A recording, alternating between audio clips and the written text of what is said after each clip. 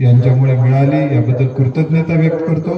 महाराजांना आणि महापुरुषांना विनम्र अभिवादन करून मी या ठिकाणी माझ्या शब्दांना सुरुवात करणार आहे।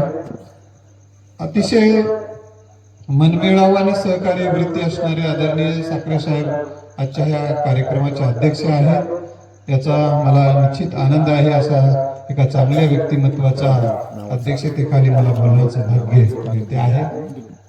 तर प्रमुख पाहुणे म्हणून माझे मित्र या ठिकाणी होनराव सर आहेत। होनराव सर एक अतिशय वस्तुनिष्ठ पद्धतीने विचार मांडून कुठल्याही विषय ते घेताना कोणाची भिडभाड न बाळगता सत्य काय आहे हे समाजाला समजून सांगण्याचा ते प्रयत्न करतात।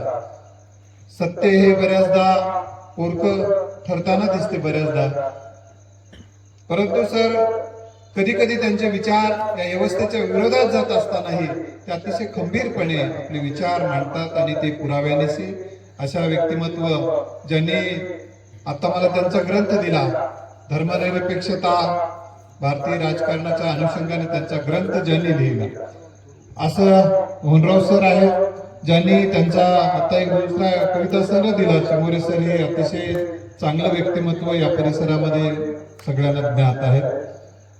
प्राध्यापक डॉक्टर माधव कांबळे सर या ठिकाणी उपस्थित आहेत। यशवंतराव बिरादार सर, ॲडव्होकेट निळकंठराव सरांनी आता सांगितले सर समोर बसून मी ऐकणार आहे।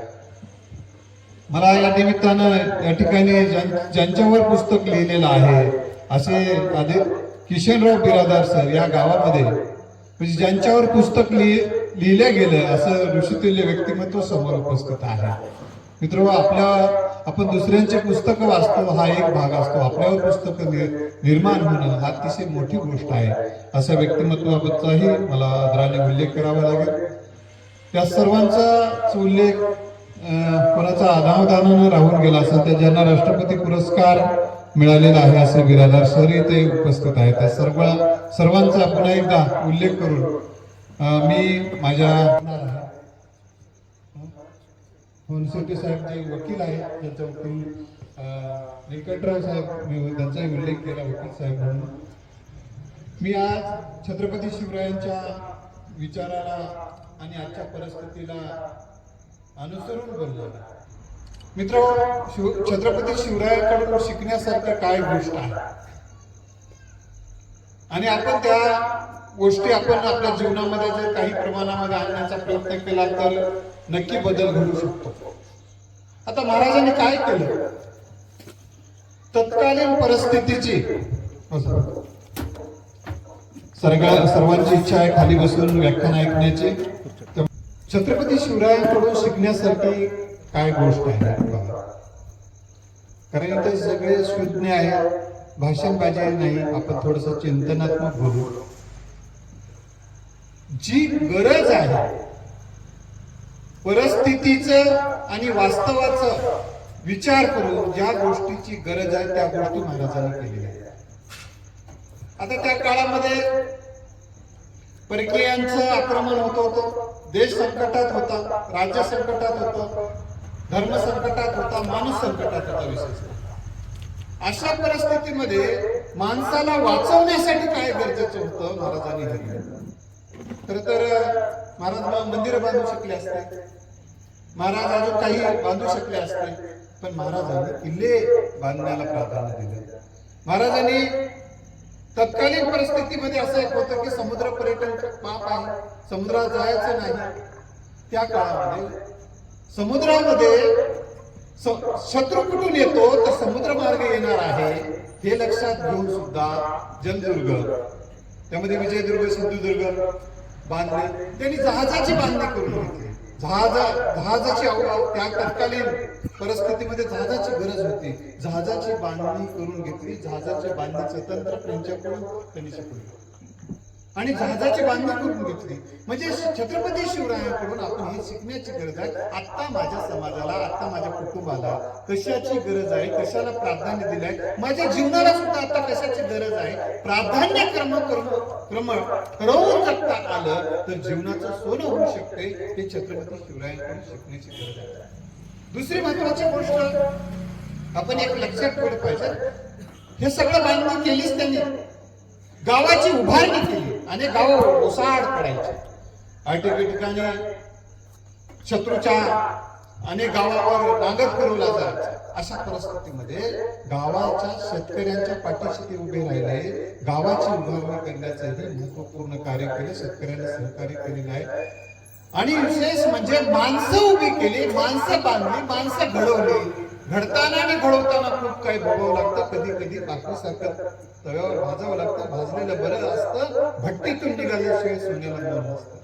की माणसं जमा करत असताना, माणसाची उभारणी करत असताना माणसावर जीव लावणं हा एक भाग झाला आणि माणसाच्या जीवाचं रक्षण करणं हा दुसरा भाग झाला. महाराजांनी माणसांवर जीव जर लावलाच, पण माणसांचं संरक्षण करण्यासाठी अख्ख्या कुटुंबासह या सगळ्या समरयज्ञामध्ये ते उपस्थित होते. असं नाही, पूर्ण कुटुंब त्यांचं या समरयज्ञात, त्यांचा जन्मच किल्ल्यावर झालेला आहे आणि पाचवीला संघर्ष पुजलेला आहे त्यांच्या. तर हे मी सांगत असताना सांगतो की माणसं त्यांनी जीवापाड प्रेम जसं केलं, माणसाने त्यांच्यावर जीवापाड प्रेम केलेलं आहे. काही महत्वाचे पैलू मी तुम्हाला त्या संदर्भात सांगतो. माणसं घडवणं, माणसं जोडणं, माणसं घडवणं आणि माणसं टिकून ठेवणं ही जी कसोटी लागते महाराजांच्या आयुष्यामध्ये, जी माणसं महाराजांनी जोपासली, जी माणसं महाराजांनी संघटित केली, ते त्यांचा निकष काय होता, हा निकष जर आपण विचारात केला, माणसं गोळा करत असताना आपण कोणते निकष बघतो आणि महाराजांनी कोणता निकष ठरवला याचा विचार केला तर आजच्या काळामध्ये आपल्याला सुद्धा महाराजांचं जगणं आपल्या जगण्याचा भाग आहे. महाराजांनी गुणवत्ता म्हणजे ज्याच्यामध्ये क्षमता आहे, कौशल्य आहे, शहाणपण आहे, अशी माणसं जोडली. गुणवत्तेला प्राधान्य देत असताना त्याची जात, त्याचा धर्म महाराजांनी बघितलेला. तर त्यांची गुणवत्ता, त्याची क्षमता, गुणवत्तेमध्ये क्षमता, कौशल्य आणि शहाणपण येते. क्षमता, कौशल्य आणि गुणवत्ता याला प्राधान्य दिले महाराजांनी. त्यामुळे त्यांच्या अष्टप्रधान मंडळाचा जर विचार केला, आज आपल्याला जरी असं वाटत असेल की या जातीचे माणसं महाराजांनी काय घेतले असते, त्या जातीचे माणसं काय घेतले असते, आपण तर करू शकतो, विचार करू शकतो. आज करायला आपली संधी आहे. पण जेव्हा विचार केला जातो, जेव्हा जी माणूस त्या ठिकाणी गुणवत्तेचा जो आहे, महाराजांच्या सैन्यामध्येचा अभ्यास केला, महाराजांच्या अष्टप्रधान मंडळाचा अभ्यास केला, महाराजांच्या सोबत असणाऱ्या माणसांचा अभ्यास केला, तर आपल्याला काही निवडक उदाहरणं मी देणार आहे. त्यामध्ये तानाजी मालुसरे. आता तानाजी मालुसरेंचं बघा, जी माणसं तुमच्यावर खऱ्या अर्थाने प्रेम करतात, निष्ठा ठेवतात, ती माणसं कारण सांगत नाही. कारण सांगून सोयीनुसार सोबत असणाऱ्यांची संख्या तुमच्या जीवनात नाही, माझ्या जीवनात खूप असते. सोयीनुसार सोबत असणं वेगळं आणि संकटातही सोबत असणं वेगळं, हे दोन गोष्टी वेगळ्या आहेत. महाराजांच्या आयुष्यामध्ये संकटातही सोबत असणाऱ्यांची संख्या विपुल होती, म्हणून स्वराज्य उभं राहू शकलं. तानाजी बाजीप्रभू देशपांडेचं उदाहरण घ्या. पावनखिंड ही जी पावनखिंड आहे, पावनखिंड मध्ये महाराजही अडकलेले होते. त्यावेळी महाराजांचा जीव धोक्यात आलेला होता. तेव्हा बाजीप्रभू देशपांडे असं म्हणाले की मी मेलो तर हरकत नाही, लाख मेले तरी चालते, पण लाखाचा पोशिंदा मरता कामा नाही, राजा मरता कामा नाही, दीपस्तंभ मरता कामा नाही. महाराजांना सांगितलं तुम्ही गडावर जा आणि तोफाचे आवाज जेव्हा ऐकले तेव्हापर्यंत आम्ही जेव्हा शेवटच्या श्वासापर्यंत ही खिंड लढू आणि महाराजांच्या सुखरूप पोहोचल्यानंतर बाजीप्रभू देशपांडेंनी जीव सोडला. म्हणजे एवढं आता खरं तर मग काही कारण सांगता आले असते, ते फारच जास्त होते, आम्ही काय करावं एकट्याने, ते आम्हाला ऐकलेच नाही, आले पुढे निघून, मग आता आम्ही पकडले महाराजांना, आम्ही काय करावं असं कारण सांगतात. जगाला रिझल्ट नको असतात, हवे असतात रिझल्ट, तक्रारीच्या याद्या देऊन यशाच्या गाद्या मिळत असतात. बाजीप्रभू देशपांडेचं जे नाव आजही घेतलं जाते, त्यांनी जर कारण सांगून महाराजांचा जीव जर धोक्यात घातला असता तर आज इतक्या आदरानं आपण नाव घेतलं असतं. म्हणजे या ठिकाणी तानाजी मालुसरेंचा उल्लेख आपल्याला, त्यांच्या मुलाचं लग्न होतं, रायबाचं लग्न होतं. हा वारसा आपल्याला आजही जोपासायचा आहे म्हणून मी सांगतोय. त्यांच्या मुलाचं लग्न होतं तेव्हा त्यांना कोंढाणा किल्ला घ्यायला जायचा होता. कोंढाणा किल्ल्यावर माणसं महाराजांना नेमवायची होती. त्या ठिकाणी तानाजी मालुसरे योग्य वाटत होते महाराजांना, परंतु त्यांच्या घरी जेव्हा लग्न आहे ही गोष्ट कळली तर महाराजांना ठीक आहे म्हटलं उद्या लग्न. परंतु ही गोष्ट तानाजी मालुसरेला वाटली की नाही, महाराजांना माझी गरज आहे. तानाजी मालुसरे असं म्हणाले की आधी लग्न कोंढाण्याचे मग रायबाचे. आपलं मुलाचं लग्न बाजूला ठेवूनही स्वराज्यासाठी समर्पित भावनेनं माणसाचे काम करणारी होती. आणि महाराज तानाजी मालुसरे गेले, तिथं वीरमरण त्यांना आलं, इतिहास तुम्हाला माहित आहे. पण वीरमरण आलं, मेला तर मेला, आपल्याला काय करायचं असं महाराजांनी कधी विचार केला. स्वतः राष्ट्रमाता जिजाऊ रायबाच्या लग्नामध्ये वावरल्या. ही गोष्ट आपण, ही इतिहास आहे. एवढंच नव्हे तर किल्ला हाती आल्यानंतर महाराजांना कोणाचं तरी नाव देता आलं असतं, पण गड आला पण सिंह गेला म्हणून त्या गडाचं नाव कोंढाणा बदलून सिंहगड ठेवण्याचं काम. म्हणजे आपल्या माणसांना प्रेरणा कसं द्यावं, प्रोत्साहन कसं द्यावं, आपल्या माणसांना प्रेरणा कसं द्यावं, प्रोत्साहन कसं द्यावं, त्यांना पाठीमागं कसं उभं राहावं, हे छत्रपती शिवरायांकडून शिकण्यासारखी गोष्ट आहे. त्या काळात तानाजी मालुसरेंपेक्षाही श्रीमंत कोणी असू शकले असते, त्यांचे नाव देता आलं असतं, त्यांच्यापेक्षाही जवळचे कोणी असू शकले असते. पण खऱ्या अर्थानं जो आपल्या सोबत आहे त्यांच्या सोबत आपण राहिलं पाहिजे, ही भावना घेऊन जर आपल्याला जगता आलं तर कदाचित ताप होऊ शकेल, पण किमान आपल्याला ताप, पण मन तरी म्हणेल की मी योग्य व्यक्तीच्या सोबत आहे, योग्य व्यक्तीला सपोर्ट करतो, त्यांना बळ देतो. ही गोष्ट महाराजांकडून, ही सुद्धा अतिशय महत्वाची गोष्ट आहे महाराजांच्या हयातीमध्ये. महाराजांनी आपलं पण नाव त्यांना कोरण्याची गरजच नव्हती दगडावर किंवा कोणाच्या तरी कुठल्या तरी कागदावर. महाराजांचं नाव प्रत्येकाच्या हृदयामध्ये काळजावर कोरलेलंच होतं. महाराजांच्याच हयातीमध्ये महाराजांना ईश्वरी अवतारात लोक पाहत होते. हेच महाराजांच्या कार्याचं, महाराजांच्या, मी याचा अर्थ असा सांगत नाही की महाराजांना तुम्ही ईश्वर माना, महाराजांना तुम्ही देव माना, महाराजांची तुम्ही आरती करा, असं मला सांगायचं नाही. याचा अर्थ जन भावना सांगतोय मी, म्हणजे त्यांच्याकडे किती लौकिक अलौकिक दृष्टिकोनातून लोक पाहत होते हे त्यांच्या व्यक्तिमत्वाचं. महाराज जरी राजा होते तर खऱ्या अर्थाने त्यांचं जगणं जे होतं ते अतिशय विरक्त वृत्तीचं होतं. ते गळ्यामध्ये सोन्याचे हार घालत होते का? कशाच्या माळा होत्या महाराजांच्या गळ्यामध्ये? कवड्याच्या. आज तुम्ही कवड्याची घरात तरी किंमत देतील का लोक आपल्याला? त्या भीक लागले काय म्हणतील, बरं दिसते काय ते म्हणतील. म्हणजे आपलं सगळं कोणाला बरं दिसते काय, तत्व काय आहे, विचार काय आहे, हे महत्वाचं नाही आपल्यासाठी. बरं दिसते काय हा विचार आहे. बरं कोणाला दिसणार नाही, ज्याला काही डोकंच नाही, अशा बिनडोक माणसाचा विचार करून आपलं डोकं खराब करून घ्यायला आपण जगतात. त्यांच्या जगण्याच्या मतितार काय होता महाराजांचा, हे मी ह्या राजा जरी असलो तरी फक्त विश्वस्त आहे. हे जगणं म्हणजे भोग लालसेसाठी नाही. भोग विलासी राजे अनेक होऊन गेले, त्यांचा अजूनही कोणी उल्लेख करत नाही. पण हे ऋषी तुल्य व्यक्तिमत्व, अतिशय विरक्त वृत्तीने महाराजांच्या आयुष्याचं जीवन होतं. महाराजांचं अख्खं आयुष्य संघर्षात गेले. संघर्ष त्यांच्या पाचवीला पोहोचला असं शब्दशःचा अर्थ घेऊन सुरुवातीपासूनच संघर्षशील जीवन जगले आणि शेवट संघर्षातच झाला. आता दुसरं एक महत्वाचं महाराजांकडून शिकण्यासारखं काय आपल्याला, तुम्हाला ज्या क्षेत्रात मोठवायचं आहे, ज्या क्षेत्रात तुम्हाला काम करायचं आहे, त्या क्षेत्रामध्ये तुम्ही फक्त मिरू नका. मिरून 4 दिवस लोकांना बरं वाटते, 4 दिवसानंतर आरत्याला मिरवतेच फक्त म्हणतात. एकदा असाच एक माणूस काय कशातच नव्हता, शेवटीच आला, वाढायचा आला, भट कपडे घालून आणि सांगायचं इथे हे वाढ तिथे ते वाढ फक्त. त्यानंतर लोकांच्या लक्षात आलं याला काहीच करत नाही. मग त्यानंतर म्हणले तूच वाढ की म्हणजे आम्हाला सांगायचं. याचा अर्थ असा आहे, याला फार मिरवणूक नाही, लोकांना कळतंय, लोकांना कळतंय महाराजांनी आपलं आयुष्य झिजवलेलं आहे. त्यांचा एकंदरीत मला हे जे सांगायचं तो मुद्दा अगोदर सांगतो की ज्या क्षेत्रात आपल्याला मोठं व्हायचं आहे त्या क्षेत्रात साधना करणं गरजेचं आहे.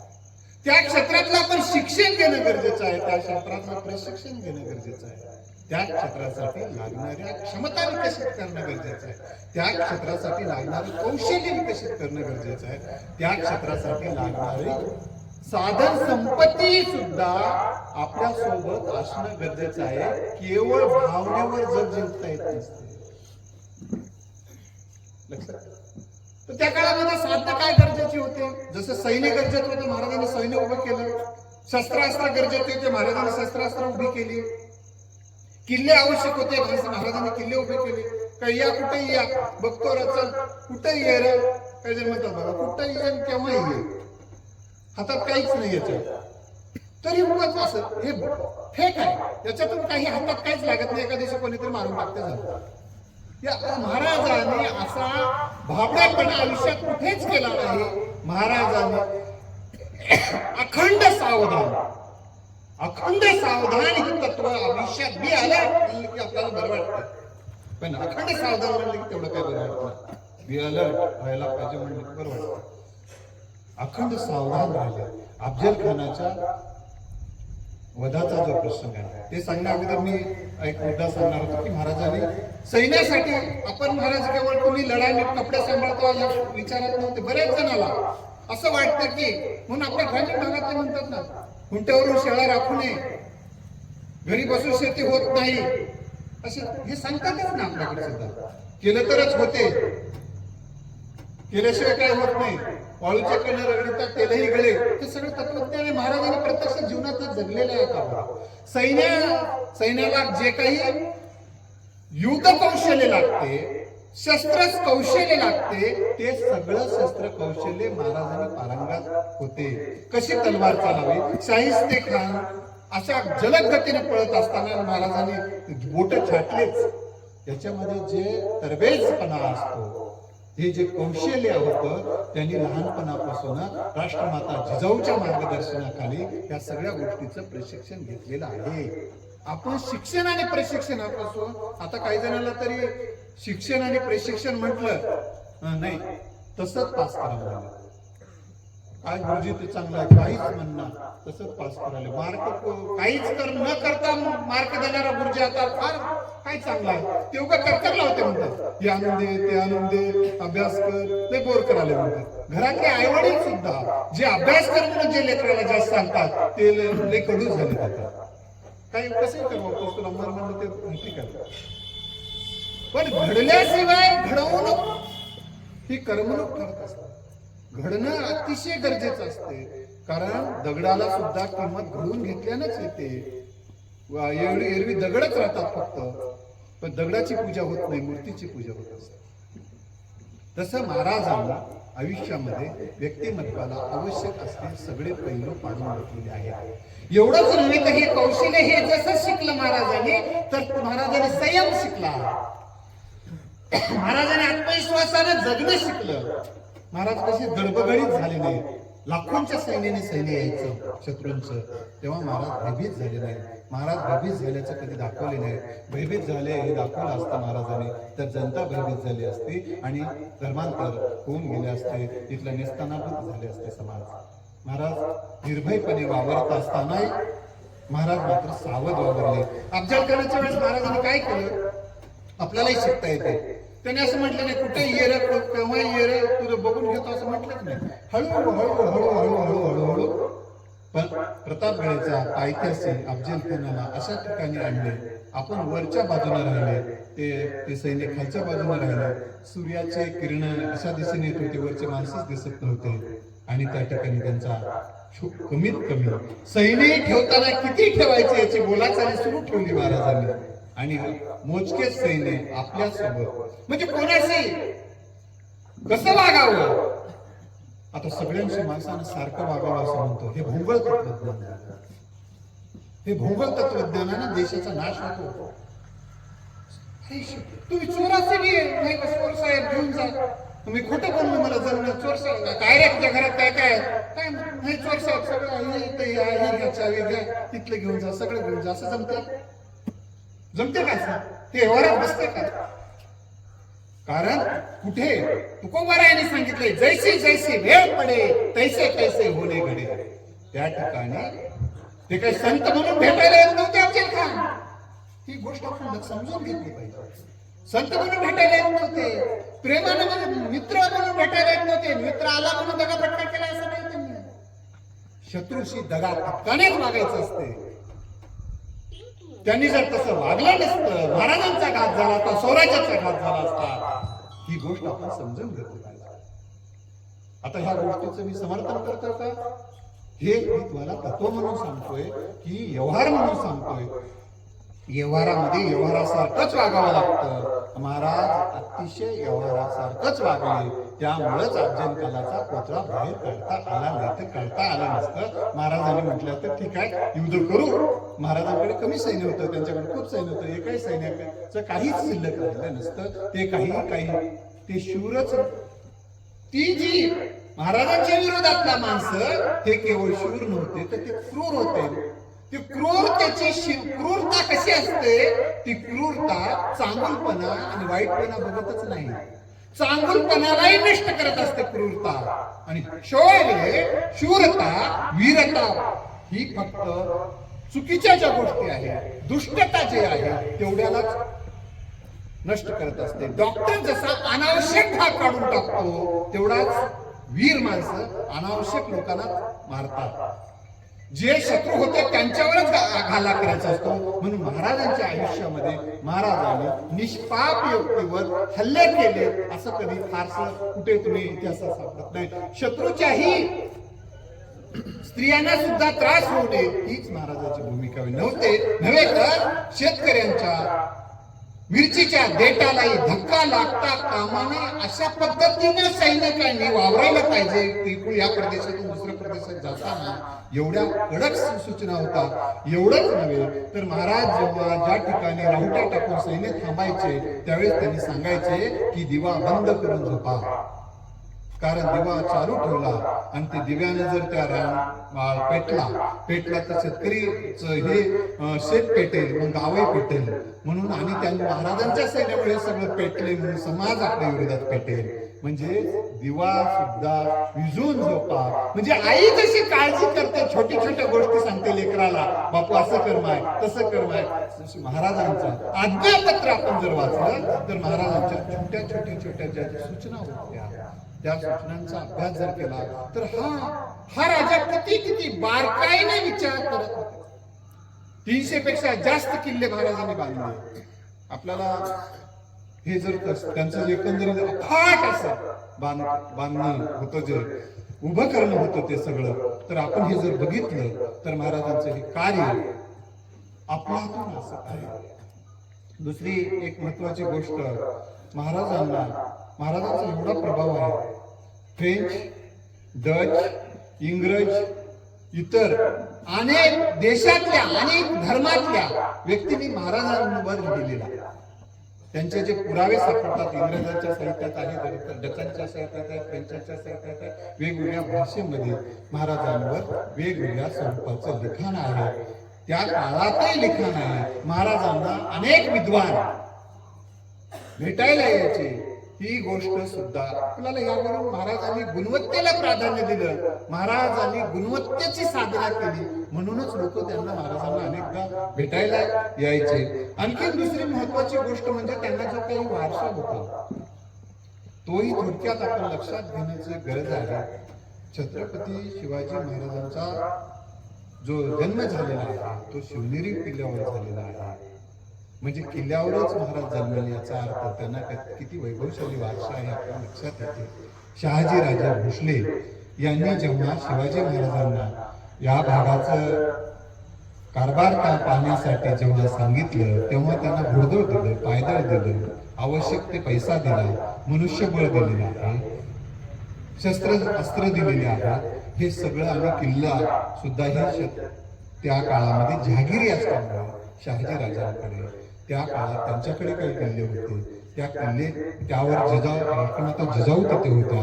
म्हणून हा जो वैभवशाली वारसा केवळ वैभवशाली वारसा भौतिक संपत्तीचाच नाही, तर तो विचाराचा वारसा आहे. विचार कोणता पेरला त्यांच्या मनामध्ये? स्वराज्याचे संकल्पक म्हणून शहाजीराजे भोसले यांना आपण मानतो, राष्ट्रमाता जिजाऊंना मानतो. त्यांच्याबद्दल एकच संकल्प पेरलं. आपण जसं लेकरांना काहीतरी हो म्हणून सांगतो, तर छत्रपती शिवाजी महाराजांना स्वराज्य निर्माण करा हे ध्येय त्यांच्या मनामध्ये रुजवल्या गेलं.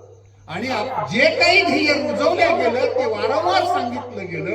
त्यामुळं महाराजांच्या मनामध्ये हे जे बीज त्यांच्या घराण्यामधून पेरल्या गेलेलं आहे, घरातून पेरल्या गेलेलं आहे. आणि त्या दिशेनं केवळ पेरूनच थांबले नाही.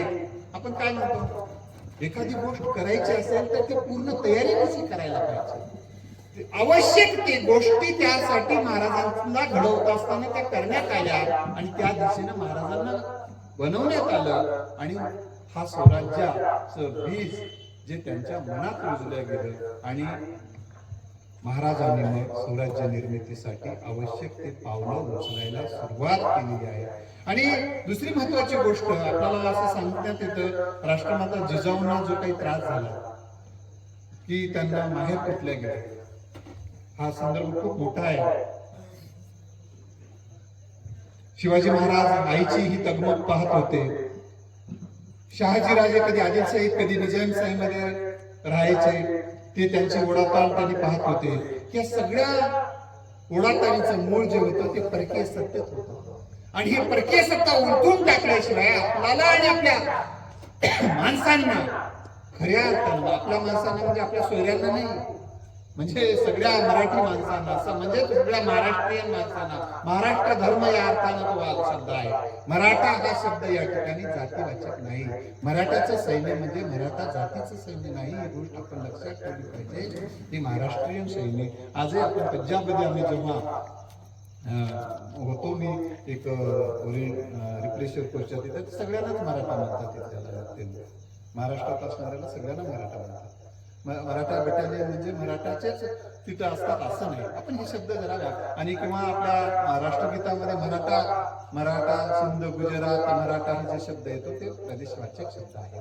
म्हणजे मला हे या निमित्तानं सांगायचं होतं की महाराजांनी शून्यातून विश्व निर्माण करण्याची जी प्रेरणा आपल्याला बऱ्याचदा आपण महाराजांकडून आपल्याला शिकण्यासारखी प्रेरणा घेण्यासारखी आहे. प्रतिकूल परिस्थितीमध्ये संयमानं राहायचं असते, हे महाराजांकडून शिकण्यासारखं आहे. आता महाराजांचा संयम कुठे दिसून आला? महाराजांचा बुद्धी चातुर्य मुत्सद्गिरीपणा कुठे दिसून आला? आग्र्यावरून सुटका करत असताना महाराजांनी अतिशय संयमाने, खरं तर स्वराज्याचा अंत झाला,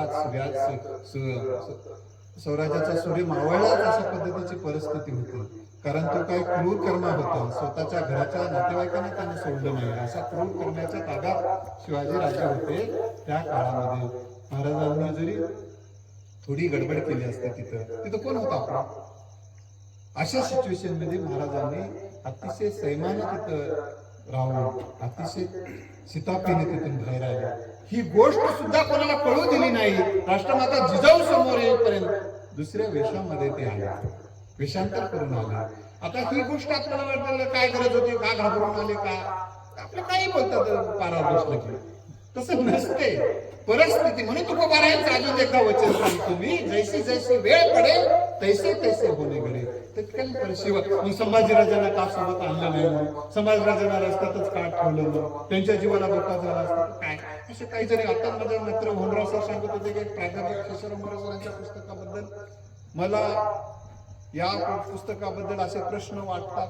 त्याबद्दल त्यांना त्या प्राध्यापकाला विचारण्यात आले, तुम्ही पुस्तक वाचलंय काय? प्रश्न निर्माण होणं साहजिक. नाही मला वाटते. म्हणजे न वाचता, न अनुभवता, न समजून घेता त्यावर आपण बोलत असतो. म्हणून तथागत गौतम बुद्धांचं मला फार आवडते ही गोष्ट.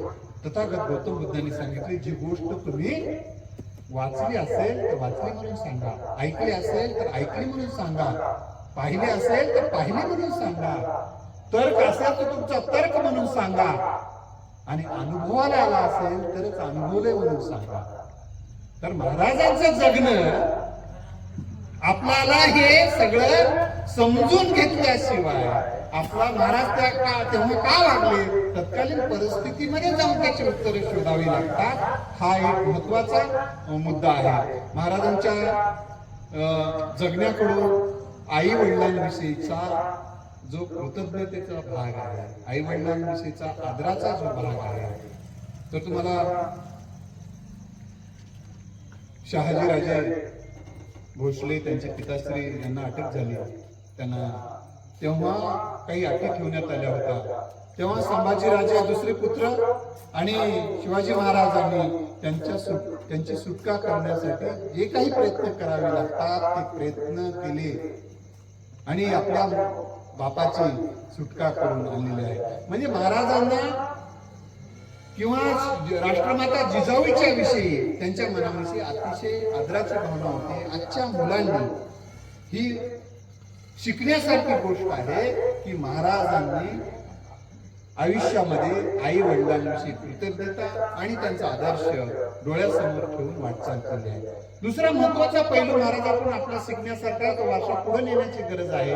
महाराजांना दररोज कितीही त्यांच्याकडे वैभव त्यांनी जर व्यसनासाठी वापरला असता, ते व्यसन काही करू शकले असते. महाराज आयुष्यभर निर्व्यसनी राहिले. निर्व्यसनी राहिले म्हणून एवढ्या कमी कालावधीमध्ये तत्कालीन परिस्थितीमध्ये स्वराज्याची जी उभारणी ते करू शकले आणि जगामध्ये त्यांचा जो लौकिक होऊ शकला. तत्कालीन त्यांच्या मृत्यूची नोंद इंग्लंड मधल्या वर्तपत्रात सुद्धा घेण्यात आली. ही गोष्ट आपण लक्षात ठेवली पाहिजे. मला या निमित्ताने सांगायचं, निर्व्यसनी राहता येणं, आता ते बोललं तर काही जणांना राग येऊ शकते, हे शिवाजी महाराजांकडून शिकण्यासारखी गोष्ट आहे. आयुष्यात निर्व्यसनी राहिला तरच माणूस जीवनामध्ये मोठा होऊ शकतो आणि आज डोळे घालून बोलू शकतो, वागू शकतो. आयुष्यामध्ये महाराजांनी हे तत्व पाहिलं आहे. या गोष्टी बरोबरच महाराजांच्या जीवनामध्ये त्यांनी एकच केवळ महाराज बघितले की आपल्याला असं वाटतं की महाराज फक्त लढाईच लढले असते. त्यांच्या हातामध्ये नेहमी तलवार घेऊन दाखवलं जातं आणि घोड्यावरच बसवलेलं दाखवलं जातं. महाराजांनी जितक्या लढाया लढल्या त्याचबरोबर महाराजांनी ज्या पद्धतीचं जलव्यवस्थापन केलेलं आहे, महाराजांनी तिथल्या जेव्हा एखाद्या सैनिकांची मुलगा वारायचा, एखादा मुलगा मेल्यानंतर सैनिक मेला त्याचे बाप रस्त्यावर यायचे. काही जणांच्या बायको विधवा व्हायची. अशा मुलं बाळा, बायको, आई वडील आणि मुलं बाळाची ही सोय करण्याचं महाराजांचं धोरण. म्हणून त्यांना पेन्शन योजना जी आहे ही महाराजांनी आपल्या सैनिकांच्या नंतर त्यांच्या मुलाबाळाची आबाळ होऊ नये यासाठीची ही व्यवस्था त्यांनी केल्यामुळं महाराजांचं स्वराज्य निर्माण होत असताना लोक आणि जीव संकटात घालून महाराजांसोबत सैन्य म्हणून वावरले. ही गोष्ट आपण समजून घेतली पाहिजे. मित्र, अजून बऱ्याच राजांच्या संदर्भामध्ये असे कोणते राजा आहेत की ज्यांच्या सोबत राहिल्यामुळे त्यांच्यावर चित्रपट निघाले, त्यांच्यावर ग्रंथ निघाले. छत्रपती शिवाजी महाराजांच्या सोबत राहणाऱ्या तानाजी मालुसरेवर चित्रपट निघाला. म्हणजे एखाद्या माणसाच्या मोठं, आपण असं एक म्हणतो सर्वसाधारणपणे, मोठ्या माणसाच्या सहवासात राहिलं, मोठ्या झाडाच्या खाली छोटं झाड मोठं होत नाही असा व्यवहाराचा सिद्धांत आहे. पण महाराजांच्या सहवासामध्ये ही सुद्धा किती उंचीची माणसं होऊ शकले, त्यांच्यावर चित्रपट निघाले. एवढंच नव्हे तर हिरकणीचा महाराजांनी सत्कार केला, हिरकणीवर चित्रपट निघाला. तानाजी मालुसरे महाराजांसोबत सेनापती सैनिक म्हणून वावरले, त्यांच्यावर चित्रपट निघाला. एवढंच नव्हे तर त्यांच्यासोबत राहणाऱ्यावर अनेकांचे पुतळे उभा राहिले. ही गोष्ट म्हणजे महाराजांनी इतरांना किती मोठं पणा देण्याचं काम केलं. महाराज आपण ही गोष्ट सुद्धा आपल्याला शिकण्याची गोष्ट आहे. आता आता शिवा काशीद नावाचा एक व्यक्ती आहे, प्रति शिवाजी दिसायचे. आणि जेव्हा शिवाजी महाराजांच्या वेशामध्ये त्यांना राहण्यासाठी सांगण्यात आलं, त्यांनी ते आपलं भाग्य समजून आपला जीव धोक्यात घालून शिवा काशीदने आपला जीव प्राण दिला. तानाजी मालुसरेसारखे असे लाख व्यक्ती या ठिकाणी महाराजांच्या सोबत असणाऱ्या गेलेल्या आहेत. आणि बऱ्याच अजून एक गोष्ट, महाराजांनी शेवटपर्यंत, आयुष्याच्या शेवटपर्यंत, आपण बरेचदा एखादी गोष्ट करायची ठरवतो आणि काही जण अडथळे आणले की जळू जाऊ, मरू जाऊ, सोडून देतो. बरेच जण गावासाठी काही काम करायची सुरुवात करतात. कोणी काही करायला गेले की लोक चांगलं बोलत नाही किंवा अडथळे आणतात, नको ते आरोप करतात. माणूस कंटाळते आणि गावाचं काम सोडून देतो. एखादे काही माणसांचा स्वभाव असते दुसऱ्याचं काही चांगलं होऊ दे ना. आम्ही एका गावामध्ये झाडं लावत होतो. एक जण आला आणि म्हणाला, सर तुम्ही झाडं लावा. म्हणलं हो लावायला. तुम्ही लावाच म्हणला. बरोबर लावतो भाऊ. उद्या राहतात काय बघाच.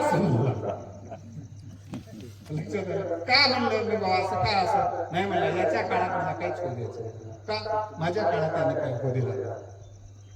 म्हणजे ही अशी परिस्थितीत माणसं वैतागून कामं सोडतात किंवा काही संकट दिसले की कामं सोडून देतात. महाराजांच्या आयुष्यामध्ये अनेक प्रश्न आले, अनेक समस्या आल्या, अनेक अडचणी आल्या, जीव संकटात जाण्याच्या प्रसंग अनेकदा आले. हे सगळं असताना स्वराज्याचं ध्येय जे त्यांनी पाहिलेलं होतं ते कधीच सोडलं नाही. म्हणून निश्चयाचे बळ तुका म्हणे त्याची फळ, ओले मुळ भेदी खडकाचे अंग, अभ्यासाशी सांगत कार्यसिद्धी. आयुष्यभर अशा प्रेरणादायी विचाराचा वारसा आणि वसा घेऊन महाराज वावरले. म्हणून स्वराज्य म्हटल्याबरोबर छत्रपती शिवाजी महाराजांशिवाय दुसरं नाव येत नाही किंवा संविधान म्हणल्यानंतर बाबासाहेब आंबेडकरांच्या शिवाय दुसरं नाव दिसत नाही. म्हणजे एखाद्या नाव उच्चारल्यावर तो व्यक्ती आणि व्यक्ती उच्चारल्याबरोबर नाव आलं पाहिजे. म्हणून असं काही काम करा मित्रांनो, किती अडथळे येऊ दे, किती अडचणी येऊ दे, किती संकट येऊ दे, तुम्ही जे काम इथे चांगलं ठेवलेलं आहे, आज शपथ घेतली पाहिजे आपण. तुम्ही जे काही चांगलं काम करत असताना अनेक अडचणी येतात, अनेक अडथळे येतात, पण हे अडचणी आणि अडथळे आले असतानाही आपला चांगुलपणा कधीच सोडायचा नाही, हा संकल्प करायला पाहिजे. एक माणूस वैतागला आणि एका गुरुकडे गेला, महाराज लोक त्रास द्यायला लागले, मी आता काम थांबवतो. आणि काम थांबवल्यानं काय होईल? नाही काम थांबवून टाकतो. त्याने म्हणले, हे झिजून गेलेलं बरं गंजून मरण्यापेक्षा. गुरुने सांगितलं ठीक आहे ना, शंका घेत असतील तुमच्यावर, शंका घेऊ दे. शंका लोखंडावर शंका घेतात का? नाही. लोखंड म्हणले की हे लोखंडावर म्हणले हो आहे म्हणतात. हे सोनं आहे म्हणून मी सर सांगितले, हे कसं सोनं? लोक सोन्यावर शंका घेतात, लोखंडावर घेत नाही. त्यामुळे तुमच्यावर शंका घेत असतील, अडचणी आणत असतील, अडथळे आणत असतील. अशा महापुरुषांच्या, कोणत्याही महापुरुषांचा अभ्यास केल्यानंतर या सगळ्या गोष्टीला आपण महादेवाला महादेव का म्हणतो? त्यांनी विष प्राशन केलं. विष प्राशन केलं म्हणजेच काय? ह्या प्रतिकूल परिस्थितीचा सामना करा, असा त्याचा मतितार्थ आपण घेऊया. तर ह्या गोष्टीचा आज आपण शिवजयंतीच्या निमित्तानं हा विचार करू. कुठल्याही परिस्थितीमध्ये माझं ध्येय मी सोडणार नाही. जगातली कुठली शक्ती मला माझ्या ध्येयापासून विचलित करू शकणार नाही.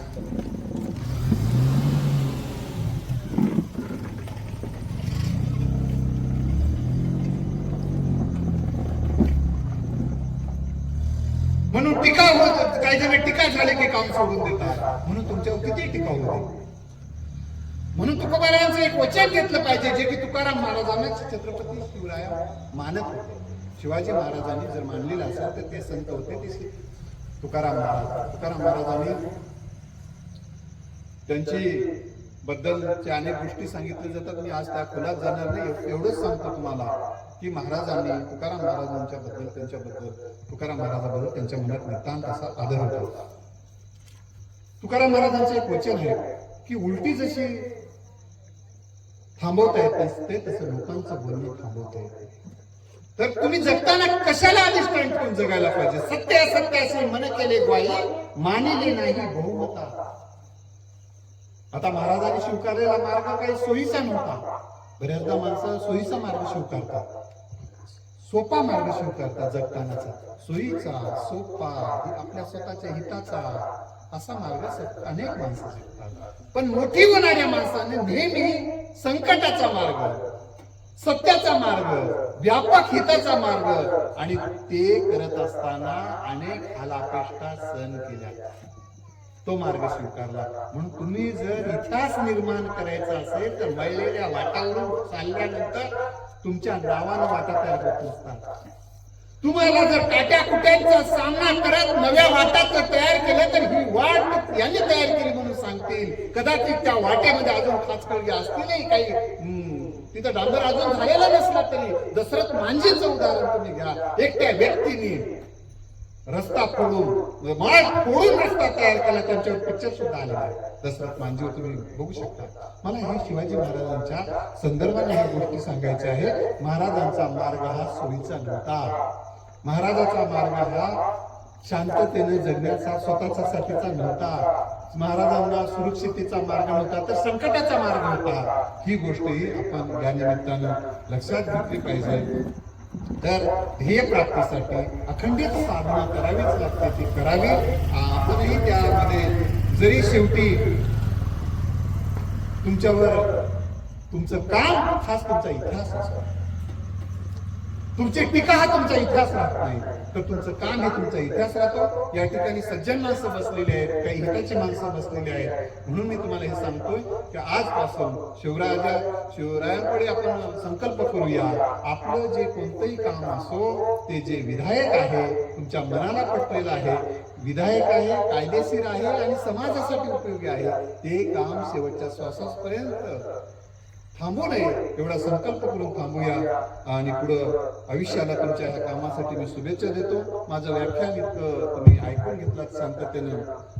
या संदर्भामध्ये मला जे काही सांगता आलं ते मी आपल्या समोर ठेवण्याचा प्रयत्न केलाय. आज 10 वाजून, मला वाटतं 10 वाजलेले आहे. 10 वाजलेले असतानाही तुम्ही इतकं शांततेनं ऐकता, त्या गावाचं मी ऋण व्यक्त करतो. आम्हाला सगळे ऋणराव सर, माझे मित्र आणि इतर सगळ्यांनी मला जे या ठिकाणी पाचारण केले त्यांच्याबद्दल ऋण व्यक्त करतो. छत्रपती शिवरायांना वंदन करून या ठिकाणी मी थांबतो. धन्यवाद. जय शिवराय.